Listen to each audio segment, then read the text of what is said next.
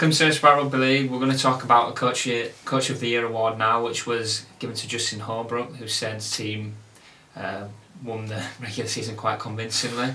But there's a lot of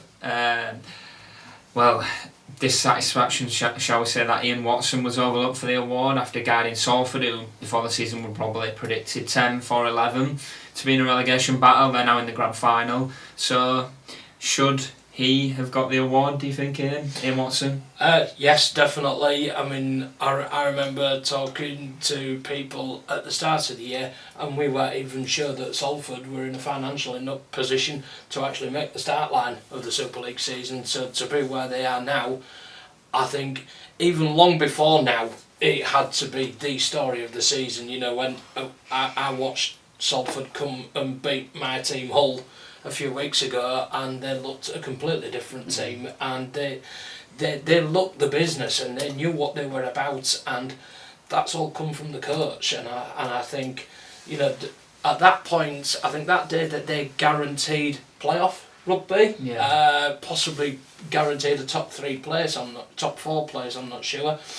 And I think at that point, you know, if you'd have said to anybody, even if you'd have said to Justin Holbrook, do you think you're going to get Coach of the Year? I think even he would have turned around and said, no, give it to Ian Watson.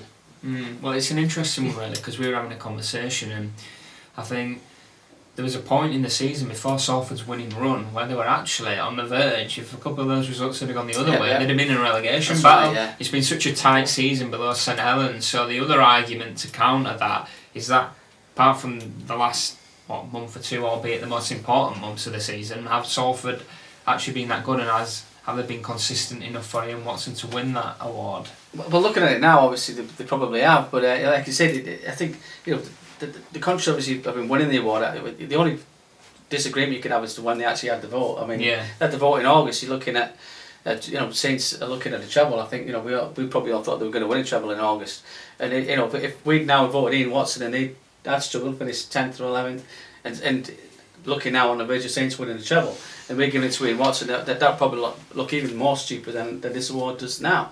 Another award, a name I'd like to throw in, would be Danny Ward. We were talking before saying if he managed to keep London up, that would probably be the best achievement of all time in Super League. I know Super League, the sport lasted a long time before Super League, but so, you know, basically there were 2 tries away from beating Wakefield, which would have kept them up. So you can't go. So that has to be in the mix. If keeping them up would have been the best achievement ever, to just about keep them up, that has to be part of the conversation.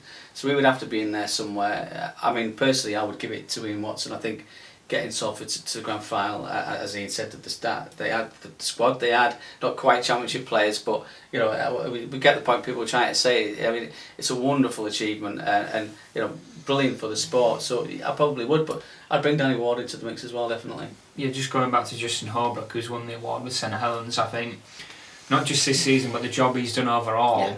When he came in, Kieran Cunningham had a similar group of players and was struggling to get into the playoff places.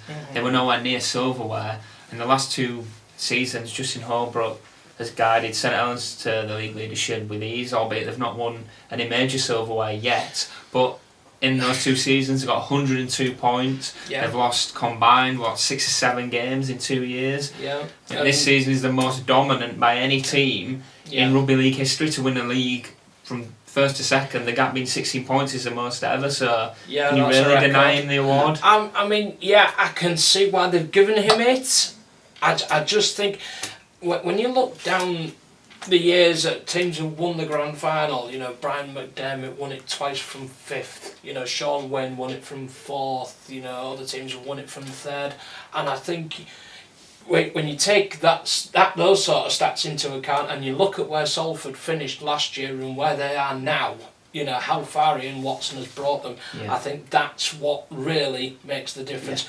No offence meant to Justin Holbrook, he's done a fantastic job at St Helens, but he has had the sort of resources that Ian Watson could only dream of having at Salford. And I think, just lastly, the other argument for Ian Watson perhaps is it not a coincidence that you've mentioned Paul Rowley's come in, and he's almost, since he's been there, that they've gone on this winning run now.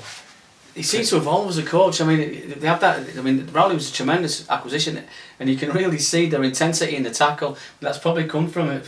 We all know how his teams like to play, and they've evolved. Look at the playoffs. At the first game against Wigan where they lost, they've obviously gone back, looked at the joint. They've obviously had to beat Castleford, which they did. They didn't concentrate. Well, we're going to play Wigan again in 2 weeks. Concentrated comfortably with Castleford, and come back to Wigan with a plan based on what did go well, what didn't go well in the first game. And I mean, let's be honest, Wigan very, very rarely get turned over like that at home.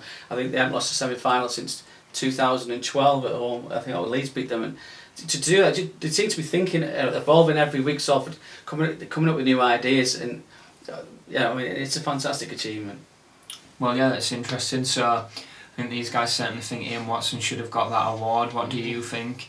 Let us know in the comments, and don't forget to like and subscribe.